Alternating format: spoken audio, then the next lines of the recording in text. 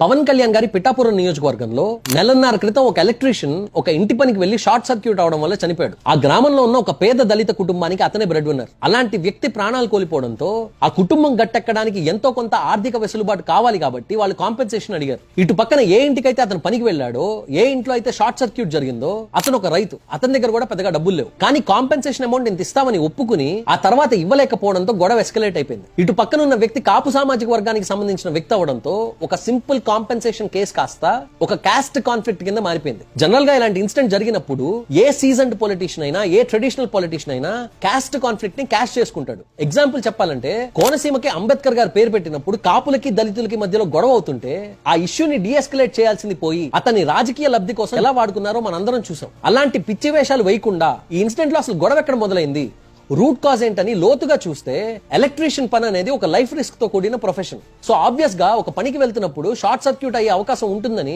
వాళ్ళకి ఎంతో కొంత అవగాహన ఉంటుంది. మరి అలాంటప్పుడు ఈ చనిపోయిన ఎలక్ట్రీషియన్ ఎందుకు సేఫ్టీ ప్రికాషన్స్ తీసుకోలేదని అడిగితే, సేఫ్టీ ఎక్విప్మెంట్ అంటే ఇన్సులేటెడ్ షూస్ గానీ, ఇన్సులేటెడ్ గ్లవ్స్ గానీ ఇవన్నీ కొనుక్కునే ఆర్థిక బలం కూడా ఇవాళ చాలా మంది ఎలక్ట్రీషియన్స్ ఉండవు. అది గమనించి పిఠాపురం నియోజకవర్గం మొత్తంలో ఎంతమంది ఎలక్ట్రీషియన్స్ ఉన్నారో ఒక సర్వే చేపించి ఆఫీసర్స్ ని ప్రతి స్ట్రీట్ తిప్పించి 350 మందికి పైగా ఎలక్ట్రీషియన్స్ ఉన్నారని గుర్తించిన తర్వాత వాళ్ళందరినీ క్యాంప్ ఆఫీస్ కి రమ్మని 16 లక్షల రూపాయల నిధులు ఏర్పాటు చేసి సేఫ్టీ ఎక్విప్మెంట్ కిట్ ని ప్రొవైడ్ చేశారు. అలానే వీళ్ళకి ఏమైనా అయితే వాళ్ళ కుటుంబాలు మళ్ళీ ఇబ్బంది పడకూడదని సొంతగా ఇన్సూరెన్స్ చేయించారు. కులాల మధ్యలో గొడవ అయితే దాన్ని అడ్వాంటేజ్ తీసుకునే నాయకులు ఒక పక్కన ఉంటే ఆ గొడవకి రూట్ కాజ్ ఏంటని ఐడెంటిఫై చేసి ప్రాక్టికల్ సొల్యూషన్ ఇవ్వడానికి ట్రై చేస్తున్న పవన్ కళ్యాణ్ గారు ఇంకో పక్కన ఉన్నారు. ఈ ఇన్సిడెంటే కాదు, 2 నెలల క్రితం 3 ఉపాధి శ్రామికులు ఆటో యాక్సిడెంట్ లో చనిపోతే ప్రస్తుతం ఉన్న జీవో ప్రకారం గవర్నమెంట్ నుంచి వచ్చే కాంపెన్సేషన్ 50,000 రూపాయలు ఇమీడియట్ గా ఐఏఎస్ ఆఫీసర్లు వాళ్ళకి ఇచ్చేశారు. కానీ ఈ విషయం కళ్యాణ్ గారి దాకా వెళ్ళాక 50,000 సరిపోవని మాక్సిమం ఎంత ఇవ్వగలరో చూసి